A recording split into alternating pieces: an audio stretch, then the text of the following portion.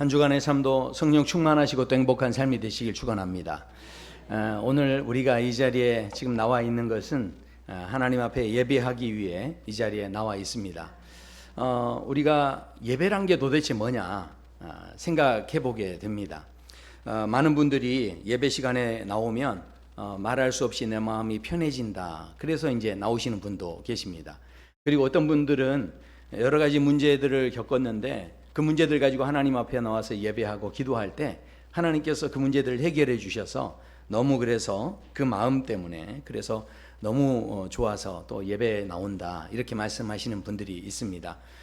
물론 저는 그렇습니다. 저와 성도 여러분의 삶 속에 이 예배가 저는 축복이라고 믿습니다. 이 예배를 통해서 기적이 일어나고 예배를 통해서 치유가 일어나고 예배를 통해서 온전한 회복이 일어난다고 믿습니다.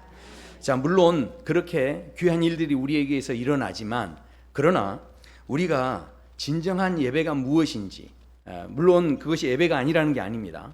우리가 이전에 경험해왔던 그런 모든 것들이 물론 소중하지만 그러나 정말 하나님께서 원하시는 예배의 모습이 무엇인지 우리는 생각해 봐야 한다는 것이죠. 예배에 대한 그 용어를 살펴보면 영어에서는 이것을 워십이다 이렇게 이야기를 합니다. 고대 영어에서 유래가 된 단어인데 이 단어의 뜻이 뭐냐면요, 가치를 돌려드린다 이런 뜻입니다. 그렇기 때문에 우리가 하나님을 예배하는 것은 실은 알고 보면 인간을 위한 것이기보다는 하나님을 위한 것이고 하나님을 기쁘시게 해드리기 위해서 예배 드린다는 것이죠. 그래서 우리는 예배 보러 간다라고 하지 않고 예배 드리러 간다 이렇게 표현하는 것이다는 것이죠.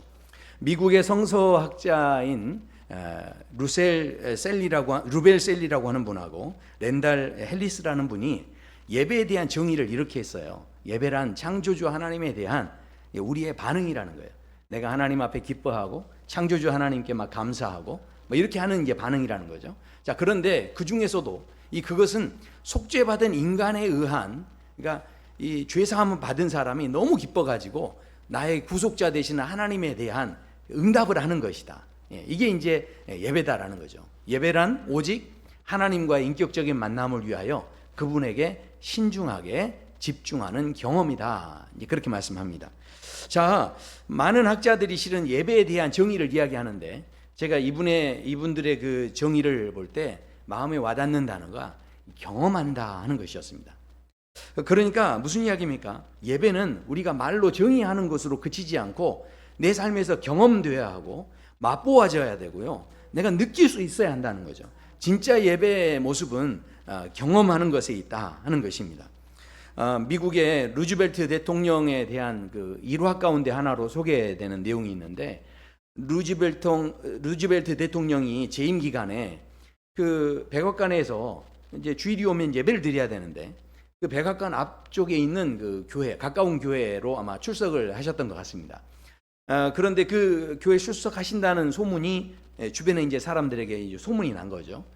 그래서 어떤 사람이 그 교회에다가 전화를 했어요. 그래서 이번 주일에 주일 예배 가운데 루즈벨트 대통령이 오십니까? 하면서 이제 궁금해서 그분 오시면 아마 만나러 가려고 그렇게 아마 전화를 했던 것 같아요.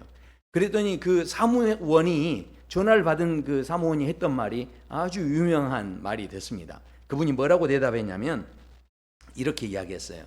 주일 예배에 루즈벨트 대통령이 참석하실지는 확실히 알지 못합니다. 그것은 아직 확실하지 않습니다. 그러나 예수님은 분명히 참석하십니다. 그렇게 이야기했다라는 거죠. 너무 참 대단한 답변 아닌가요? 우리가 예배 시간에 더 화려한 건물, 더 웅장한 건물에 와서 뭔가 이 예배 장소에서 안정감을 느끼러 오는 뭐 그런 사람도 있죠. 그리고 예배 시간에 우리가 실은 와서 사람들을 만나기도 합니다. 그리고 그 만남을 통해서 또 기쁨도 나누죠. 물론 그런 것들이 다 소중하지만 무엇보다 중요한 것은 우리가 예배 시간에 와서 예수님을 만난다는 것. 그것이야말로 예수님을 만나고 경험하는 것, 그것이야말로 예배에 있어서 가장 소중한 것이 될 수 있다는 것이죠.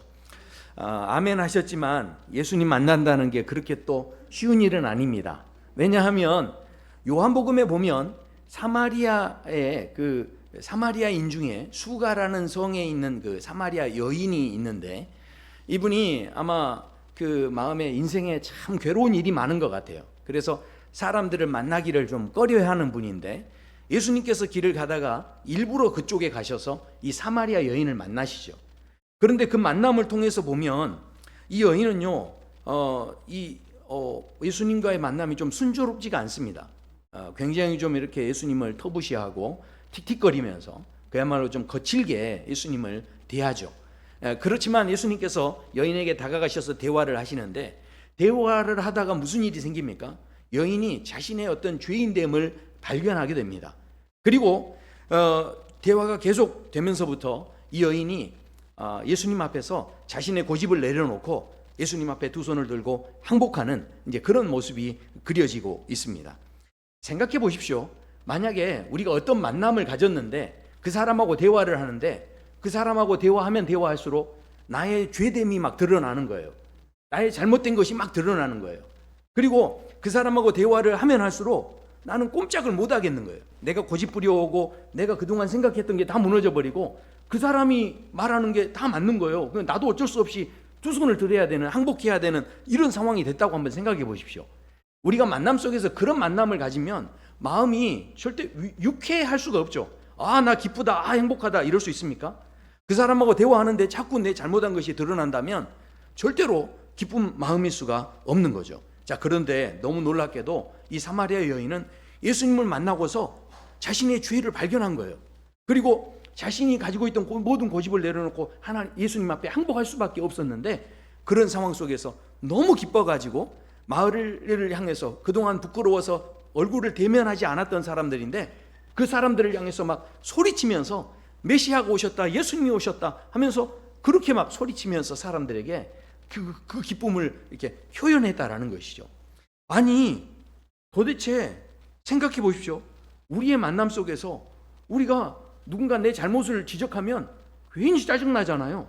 괜히 그 사람은 이제 다시 보고 싶지 않은 마음이 들 텐데, 그 만남과 대화 속에서 나의 죄됨이 드러났는데 어떻게 그렇게 기뻐할 수 있고, 어떻게 그렇게 찬양할 수 있고, 어떻게 그렇게 부끄러움을 다 내던질 수 있는 그런 상황이 될 수 있냐는 것이죠. 그것은 바로 그 여인이 예수님과의 그 만남 속에서 진짜 예배를 경험했기 때문에. 그러니까 우리가요 지금 경험하는 모든 예배들을 다시 한번 생각해 봐야 하는 거죠. 우리의 예배에는 왜 이 사마리아 여인과 같은 그런 정말 경험이 우리 안에 일어나고 있냐는 거예요. 성경에 보면요, 그 예배라는 단어가 처음 쓰여진 곳이 등장을 합니다. 예배라는 단어, 어떤 형식으로든 예배가 드려졌지만, 그러나 구체적으로 예배라는 그 단어가 언급이 된 곳이 있습니다. 가인과 아벨이 제사를 드리고 예배를 드렸죠. 그런데 거기에서도 나오지 않고요, 처음으로 예배라는 단어가 나오는 데를 보면 창세기 22장에 보면 어떤 사건이 나오냐면, 아브라함이 자신의 그 아들 이삭을 바치게 되는 그런 그 내용이 나옵니다. 근데 그곳에서 아들을 바치어야 되는 상황인데 하나님의 명령을 따라 아들을 데리고 아침 일찍 일어나서 이제 모리아 산으로 가게 됩니다. 근데 그 산 앞에 이르렀을 때 그 아브라함이 그 함께 온 그 하인들에게, 그 종들에게 그렇게 이야기를 합니다. 자, 이에 아브라함이 종들에게 이르되 너희는 나귀와 함께 여기서 기다리라. 내가 아이와 함께 저기 가서 예배하고 우리가 너희에게로 돌아오리라. 그렇게 말씀을 합니다. 자, 한번 생각해 보십시오.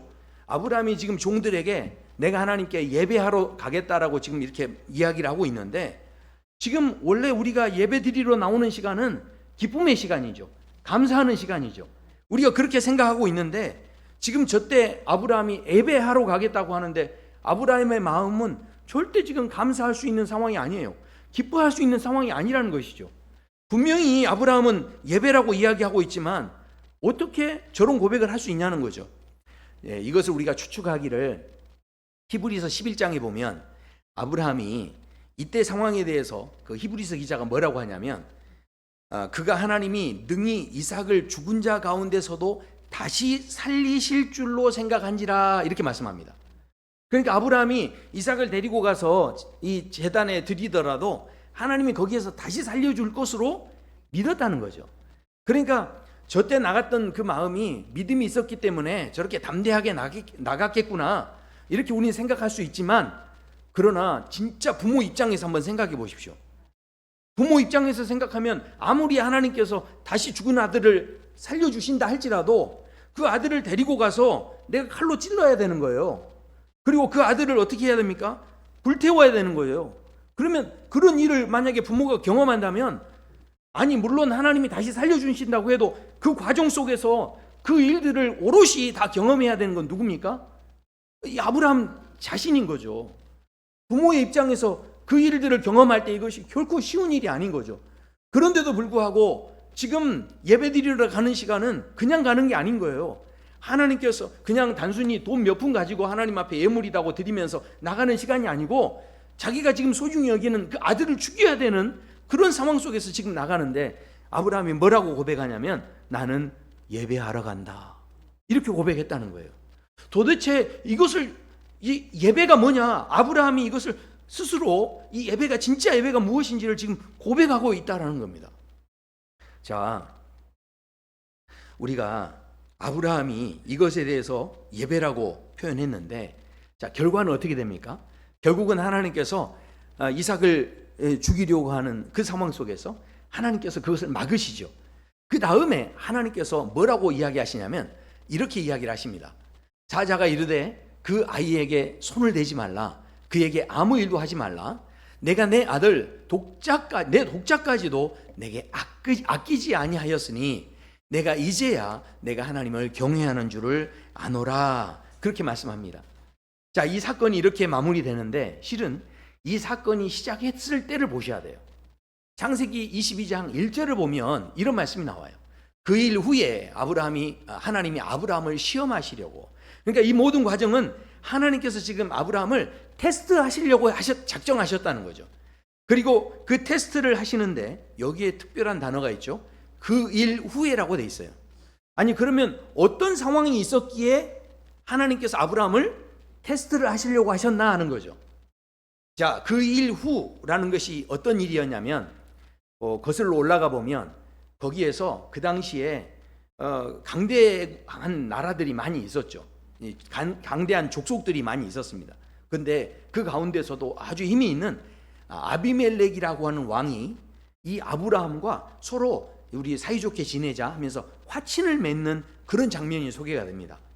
그리고 그 전으로 올라가 보면 무슨 사건이 있냐면, 아브라함이 그 집안 안에 아들이 2명 생기니까 그 아내들이 서로 막 싸우는 거예요. 사라와 하갈이 서로 싸우게 되고, 그래서 결국은 집안에 큰 골치가 됐는데 이스마엘과 하갈을 자신들이 살 길로 이렇게 이제 보내게 되는, 하나님께 기도하면서 이제 여기에서 떠나라 하면서 이제 보내게 됩니다. 그리고 이 모든 것을 누가 책임져 주십니까?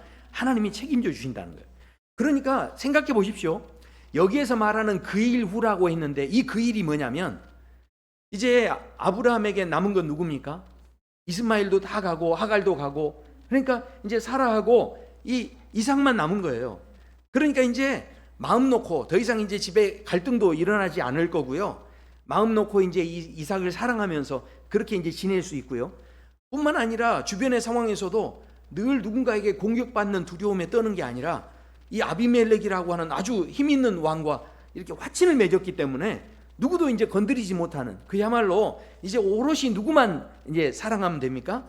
이삭만 사랑하면서 아들 잘 키우면 되는 그런 상황이었다는 거죠. 그러니까 그렇게 평안하고 안정된 상황 속에 있었을 때, 그때 하나님께서 시험을 하셨다라는 그런 이야기입니다. 자, 그렇다면 지금 하나님께서 아브라함에게 시험하는 핵심은 도대체 무엇입니까? 왜 시험하셨다는 겁니까? 다시 한번 그 12절을 보시면 이렇게 돼 있죠. 내가 내 아들 내 독자까지도 내게 아끼지 아니하였다. 이것을 하나님께서 아주 흡족하게 생각하셨다라는 겁니다. 생각해 보십시오. 이제 막 자라는 그 아이예요. 그런데 그 아이를 보면서 이렇게 흡족하게 여기시죠. 홀딱 빠질 수밖에 없는 거예요. 그 아이에 대해서. 저희 교회 그 필 목사님, 우리 아이 이든이가 있는데, 이든이가 잠을 설치고 그랬어요. 그래 지난주에 제가 다 껴안고서 이렇게 막 이렇게 찬송을 불러줬더니 애가 이제 제 방에서 잠을 자더라고요. 그래서 제가 소파에다가 이렇게 눕혀놓고 애가 깨지 않도록, 제가 애가 셋이잖아요. 그러니까 애가 깨지 않도록 이게 쿠션을 가슴에다 탁 이게 눌러줬어요.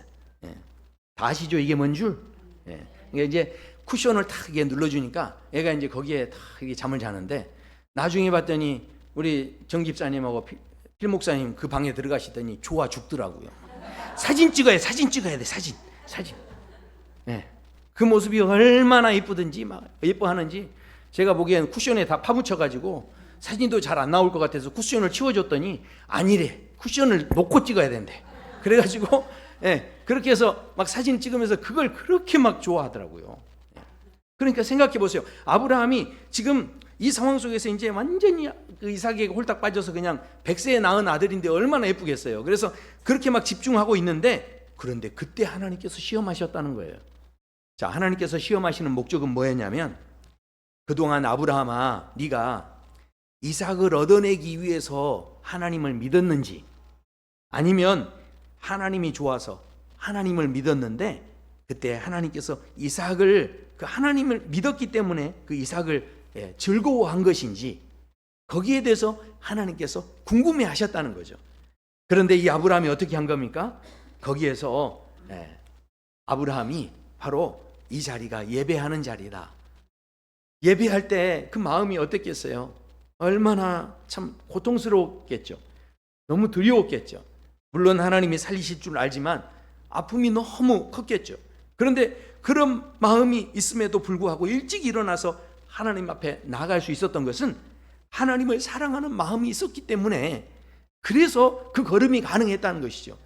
하나님의 사랑하는 마음이 없으면요 도저히 그럴 수가 없는 거예요.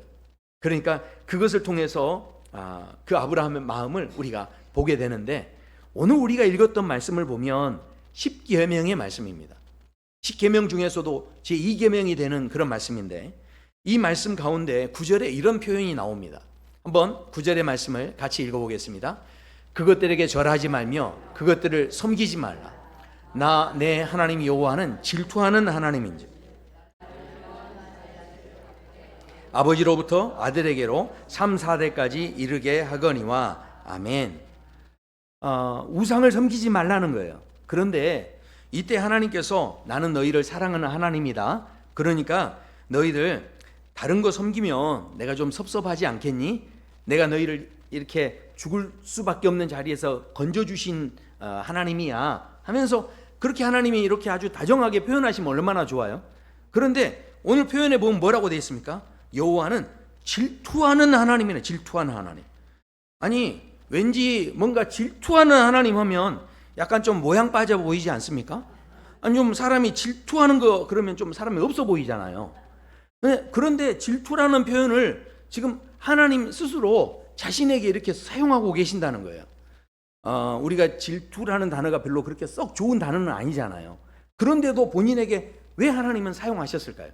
결국은요, 이 단어를 사용하시면서까지 하나님께서 정말 우리를 사랑하시는 것을 우리가 알기를 원하는데, 그거 많은 선지자를 보내고 하나님이 그동안 얼마나 많은 사랑을 표현해 주셨는데도 사람들이 모르니까 결국은 누구까지 보내십니까? 독생자 되시는 예수님까지 보내시잖아요.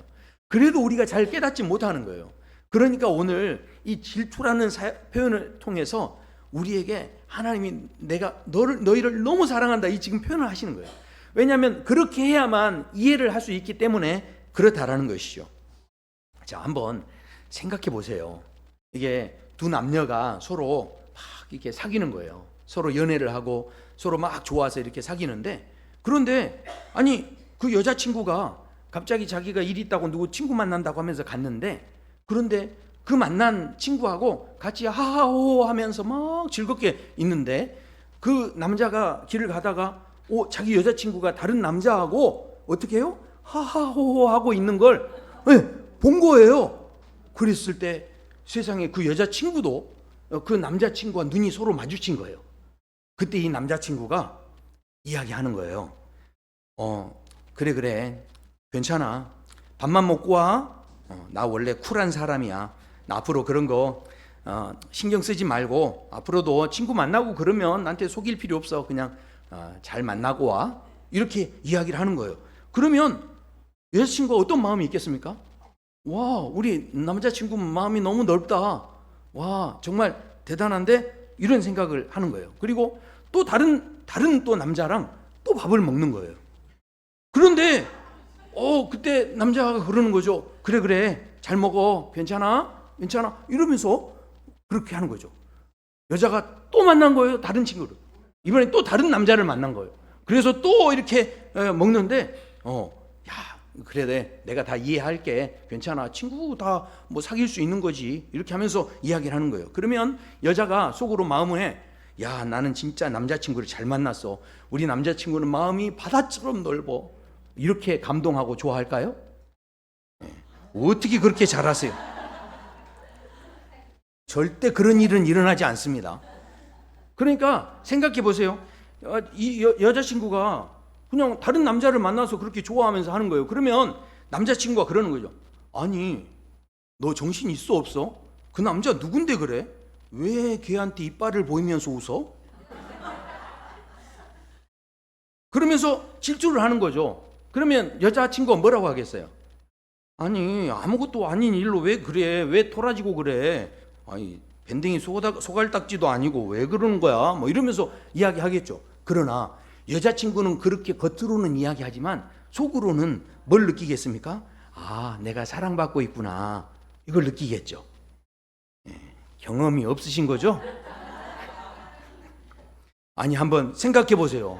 그러면 지금 자기 아내가 다른 남자랑 막 다니는데 그렇게 해도 만약에 화가 안 난다면 그건 지금 아내를 사랑하는 것이 맞습니까? 아닙니까? 생각해 보세요. 남편이 어디를 가서 막 자고 오고 그러는 거예요. 그런데도 여보 잘 자고 왔지? 그러면 됐어. 이렇게 하고 끝내면 그게 정말 사랑하는 것이 맞습니까? 이게 지금 절대 그런 문제가 아니라는 거죠. 그러니까 하나님께서 지금 우리에게 내가 너희를 너무 사랑한다.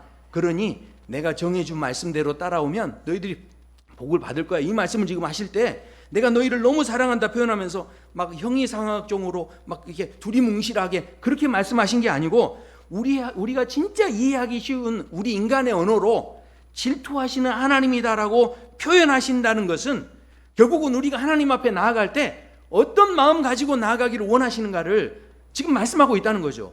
계명을 지키는 것도 단순히 힘든 마음, 어려운 마음이 아니라 그저 복받기 위한 마음, 이런 마음이 아니라 계명을 지키는 것도 어떤 마음 되기를 원하시는 거예요? 사랑하는 마음 가지고 가기를 원하신다라는 것이죠.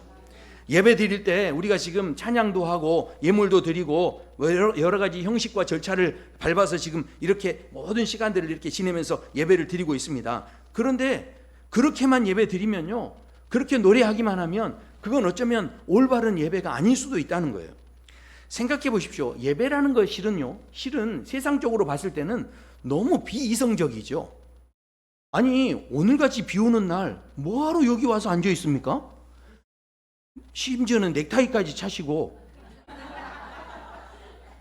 그리고 가만히 앉아가지고 이렇게 한 시간을 이렇게 앉아가지고 이렇게 있는 것이 예수님 믿지 않는 세상 사람들 눈으로 봤을 때는 비도 오는데 저 사람들 우산 쓰고 굳이 지하로 들어가가지고 예배 드리러 어디 놀러도 안 가고 매주 그것도 와가지고 이렇게 예배 드린다는 게 세상 사람들 믿지 않는 사람들 눈으로 보면 이게 지금 정상입니까? 비정상적입니까? 그렇다고 또 비정상이라고 말하시면 어떡해요? 생각해 보십시오. 예배 드리는 모든 그 요소들을 보면 누가 봐도 세상 사람들이 봤을 때는 굉장히 시간 낭비하는 거예요. 낭비적인 거죠. 자, 그런데 한번 생각해 보세요.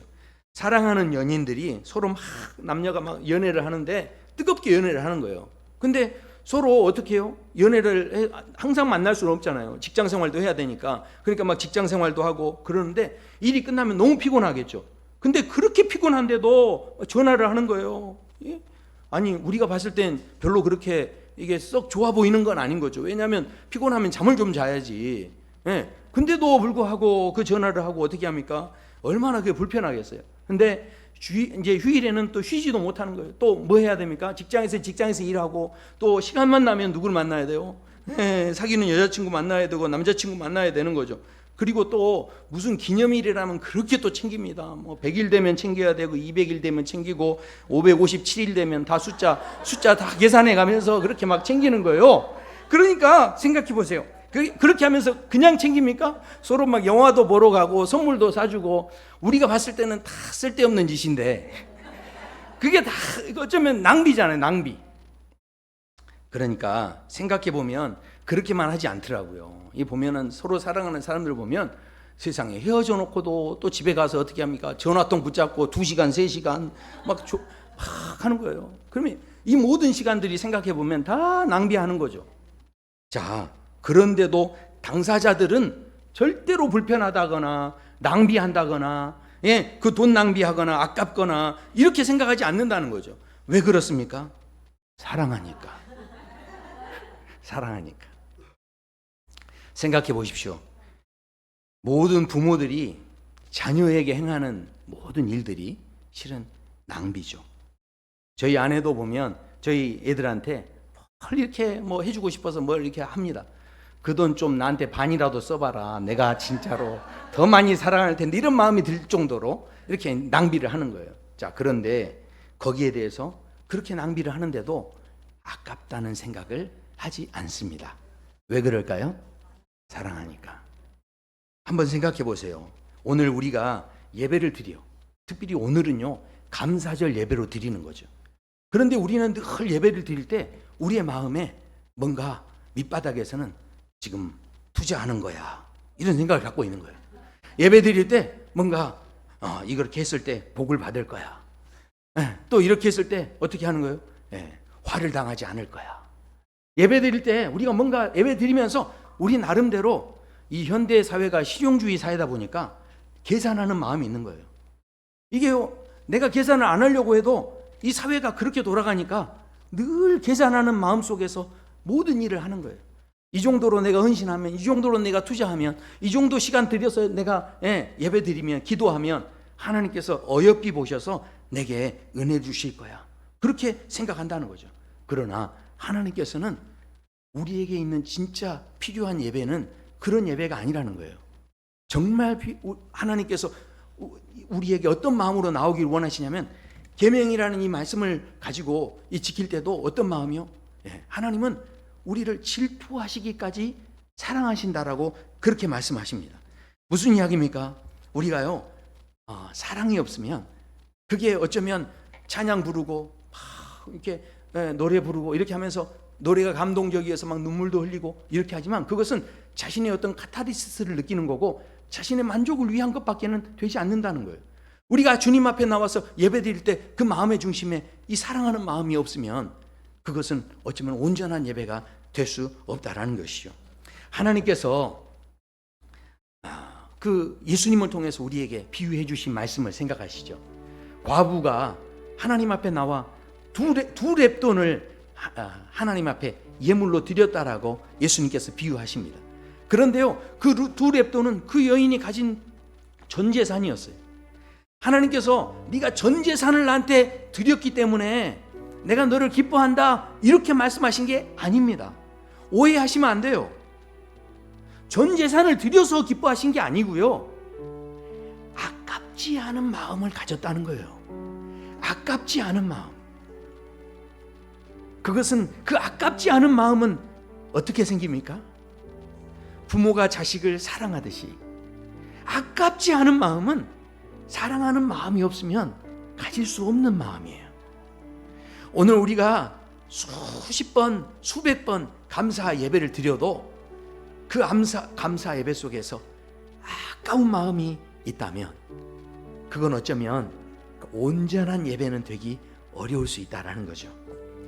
사랑하는 성도 여러분, 오늘 진짜 예배자가 누릴 수 있는 축복이 무엇인지 오늘 말씀해 보시면 이렇게 말씀합니다.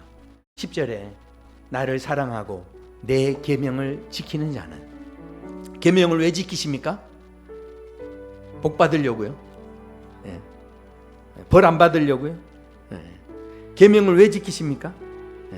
내 의무니까? 내가 책임을 지는 것이니까? 그게 아니죠. 계명을 지키는 이유는 사랑하니까. 저와 성도 여러분의 모든 삶의 자리에서 되어지는 이 시간들, 어쩌면 누가 봐도 낭비로 여겨질 수밖에 없는 그런 상황이지만, 이 시간에 공부하는 게 더 남는 거예요. 이 시간에 돈 버는 게 더 남는 겁니다. 아멘. 할렐루야. 감사합니다. 응답을 안 해주셔서. 누가 봐도 낭비 중에 낭비인 것 같지만, 그러나 아깝지 않은 마음들이 모여 있을 때, 아까워하지 않은 그 마음이 모여 있을 때, 그것이 하나님께서 기뻐하시는 온전한 예배가 되는 줄로 믿습니다. 우리 함께 찬양하시겠습니다.